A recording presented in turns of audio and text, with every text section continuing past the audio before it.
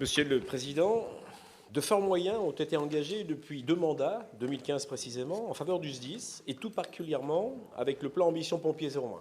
Construction de casernes, rénovation et adaptation des CIS, dotation en matériel, équipement progressif en caméras et films de protection, engins spécifiques et formation sans précédent. Pouvez-vous, Monsieur le Président, nous adresser un point de situation et nous dire si, face au contexte économique et énergétique actuel, si des réformes budgétaires sont envisagées?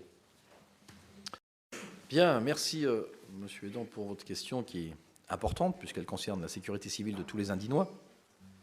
Je rappelle que le département de l'Ain fait partie des 3 premiers départements de France en termes de contribution financière à l'égard de ces SDIS, puisque dans l'Ain, c'est 77% des frais de fonctionnement qui sont assurés par le département, les 23 autres étant à l'égard des communes. Mais je rappelle que la moyenne nationale, c'est 53% les départements et 47% les communes. Donc vous voyez que le département de l'Ain fait un effort très très important. Vous l'avez dit, nous avons mis en place, au-delà de ces au-delà de ces dépenses de fonctionnement, le plan Ambition Pompiers 01 dès 2017, le premier plan. Parce que nous avions vu avec mon prédécesseur, Damien Abad, avec Guy Bioudet, qui était président du SDIS aussi à l'époque, qu'il fallait absolument rattraper le retard en termes de casernement, en termes de flotte de véhicules qui était vieillissante, pour ce faire. Nous avons donc mis en place 30 millions d'euros à répartir sur 5 ans, donc ce qui fait 6 millions d'euros par an, pour pouvoir réaliser ces dépenses. Nous avons, dans un second temps, grâce à vous, revoté un deuxième plan Ambition Pompiers à l'issue de ce nouveau mandat. Ce qui est très important pour une équité de territoire, une équité de traitement, et je pense que tous les centres d'incendie et de secours doivent être équipés de la même manière. Je rappelle que les dépenses du SDIS concernent la masse salariale, concerne 80% de la dépense de fonctionnement du SDIS, ce qui est important, puisqu'on a un département qui grossit, on a donc besoin de plus en plus de pompiers aussi, et c'est pourquoi, là encore une fois, les évolutions financières sont de plus en plus hautes chaque année. C'est normal dans un département, encore une fois, qui a une croissance démographique, qui a des besoins supplémentaires, qui a beaucoup d'industries, d'avoir des besoins humains importants. Nous avons déjà, l'an passé, rappelez-vous, pour répondre à la décision gouvernementale concernant la prime de feu, rajouté 700 000 euros de la poche du département envers le SDIS de l'Ain. Cette année, il y aura le point de revalorisation, encore une fois en début d'année, décidé par le gouvernement. Et donc, les dépenses de l'énergie, les dépenses d'assurance, je rappelle que nous sommes passés, encore une fois, nous avons doublé notre prime d'assurance. Je le dis aussi que certains SDIS de France n'ont plus d'assureurs, que les dépenses énergétiques flambent de plus en plus. Nous avons doublé nos dépenses énergétiques entre 2022 et 2024. Et pourtant, en faisant des recommandations auprès de nos pompiers, qui, je le sais, assurent dans nos casernes un éclairage et un chauffage minimum pour ne pas dépenser plus. Mais tout ça nous oblige, bien sûr, à contribuer davantage. Et c'est ce qui va nous être proposé vendredi matin, à l'occasion du CASDIS qui sera ici. Et donc, je demanderai un effort de tout le monde. Le département mettra la main à la poche, oui. J'en ai parlé avec Jean-Yves Flochon, président des maires de l'Ain, pour que les communes, également, dans les 23% restants, puissent mettre leur main à la poche. Mais également, j'ai demandé aux SDIS de faire des économies. On ne va pas dépenser ce qu'on n'a pas.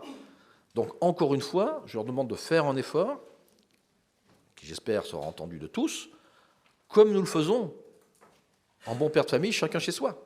Face à des hausses de l'énergie, eh bien, on chauffe un peu moins, ou peut-être pas forcément les pièces qu'on occupe temporairement. Eh bien, c'est la même chose. C'est simplement du bon sens que je demande à tout le monde, et je sais que dans leur immense majorité, les pompiers en sont bien conscients, et qu'avec tout cela, eh bien, on réussira à faire le tour de table. En revanche, forcément, cela va m'obliger à geler les emplois qui étaient prévus cette année. Ils seront simplement reportés. Je le dis aussi, il est hors de question de ne pas continuer à équiper nos pompiers en termes de protection. Je veux parler des caméras piétons. Le décret Matras est passé tardivement, mais il est arrivé enfin au début de l'automne. Nous avons tout de suite commencé à équiper 8 centres de secours. Nous en avons équipé d'autres en 2024. Nous allons continuer le filmage des vitres de nos véhicules. Nous allons continuer à équiper nos casernes de caméras de vidéoprotection pour éviter les cambriolages, les hausses de primes et puis surtout parfois les agressions devant nos sapeurs-pompiers. Donc tout ce qui touche la sécurité de nos pompiers et de nos bâtiments ne sera pas mis en cause. En revanche, je le dis, les postes qui devaient être employés cette année seront repoussés à l'année prochaine si tout va mieux. Voilà.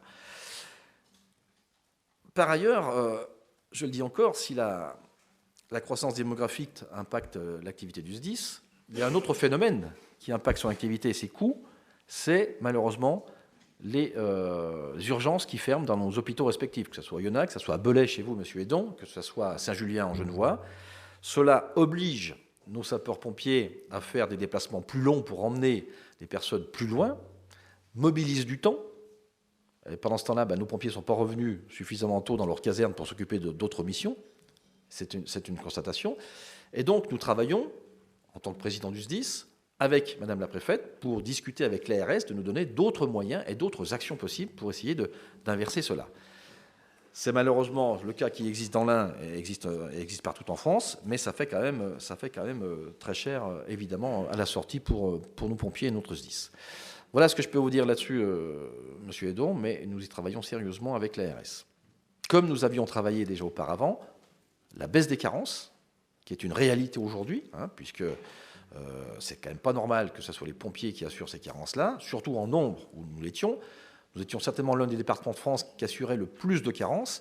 Grâce à l'intervention conjointe du SDIS, de la préfecture auprès de l'ARS, ces carences ont diminué, ce qui est quand même mieux parce que ça recentre les vraies missions de nos sapeurs-pompiers.